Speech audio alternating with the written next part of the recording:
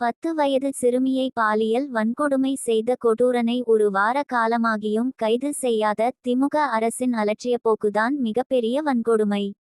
திருவள்ளூர் மாவட்டம் கும்மிடிப்பூண்டி அருகேயுள்ள ஆரம்பாக்கத்தில் பள்ளி முடிந்து அருகிலுள்ள பாட்டி வீட்டிற்கு தனியாக நடந்து சென்ற 10 வயது சிறுமியை மனச்சான்றற்ற கொடூரன் தூக்கிச் சென்று வன்கொடுமை செய்த கொடுமை நிகழ்ந்து ஒரு வாரகாலமாகியும் இதுவரை அக்குற்றவாளியை காவல்துறை கைது செய்யாதது கடும் கண்டனத்துக்குரியது. அரசும் ஒட்டுமொத்த சமூகமும் வெட்கித்தலைகுனிய வேண்டிய மிகப்பெரிய மனித பேரவலமாகும்.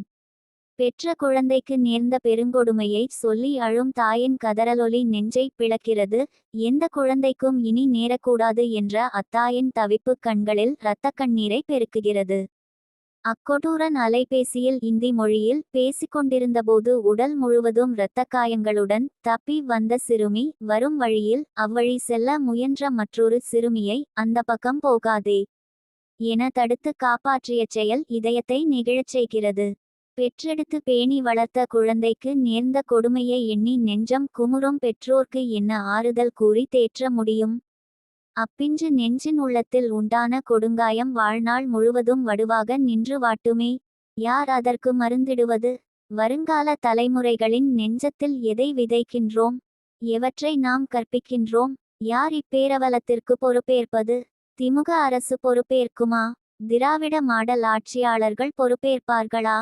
புத்தக பையுடன் தனியாக நடந்து செல்லும் குழந்தையை கொடூரன் தூக்கிச் செல்லும் கண்காணிப்பு கருவி காட்சிகளை காணும்போது ஏற்படும் பதைபதைப்பும் ஆற்றாமையும் அடக்கவியலா பெருங்கோபமும் வார்த்தைகளில் சொல்லக்கூடியதல்ல. கண்காணிப்பு கருவி காட்சி இருந்தும் அக்கொடூரன் இந்தியில் பேசியதை சிறுமி தெரிவித்த பிறகும் குற்றவாளியை இதுவரை பிடிக்க முடியாமல் திமுக அரசு திணறுவதுதான் நிகழ்ந்த வன்கொடுமையை விடவும் மிகப்பெரிய வன்கொடுமை. அப்பாவி அஜித்குமாரை சந்தேகத்தின் பேரில் விசாரணை என்ற பெயரில் அடித்தே கொன்ற திமுக அரசின் காவல்துறைக்கு உண்மையான குற்றவாளியை கண்டுபிடிக்க ஏன் இத்தனை காலதாமதம்? படுகொலைகளும் பாலியல் வன்கொடுமைகளும் விசாரணை மரணங்களும் எல்லா ஆட்சியிலும் நடைபெறும் வழக்கம்தான் என்று திருவாய் மலர்ந்த திராவிட திருவாளர்கள் திமுக ஆட்சியில் குற்றவாளிகளை தப்பவிடுவதும் கைது செய்யாமல் அலட்சியப்படுத்துவதும் வழக்கமாகிவிட்டதற்கு என்ன பதில் கூறப்போகிறார்கள்?